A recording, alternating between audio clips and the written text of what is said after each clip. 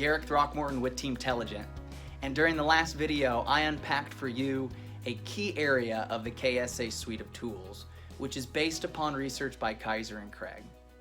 And it stated that there are 3 unique work worlds that employees encounter inside of their careers, where the roles, practices, and behaviors needed to be effective change.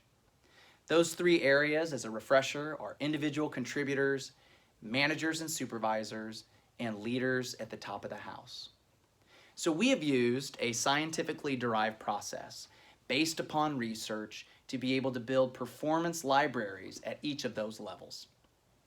So let me give you a couple of examples of what that looks like in practicality. So at a leadership level, we know that it is the role of a leader to build and communicate the culture. As a leader, you set the tone that employees will experience each and every day throughout the organization.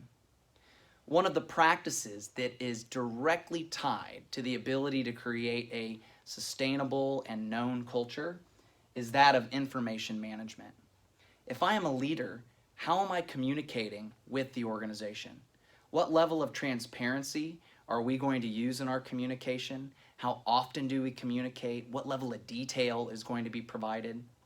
So the ability to build culture is dependent upon our behaviors that we exhibit inside the practice of information management.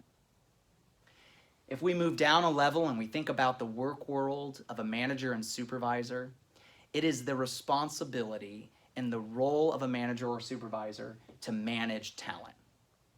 For new managers or new supervisors, it's the first time that you've had to live out the practice of defining roles and responsibilities so that your team doesn't step on each other's toes. Lastly, when we talk about individual contributors and we dive into that work world, it is important for an individual contributor to fulfill the role of being a good organizational citizen.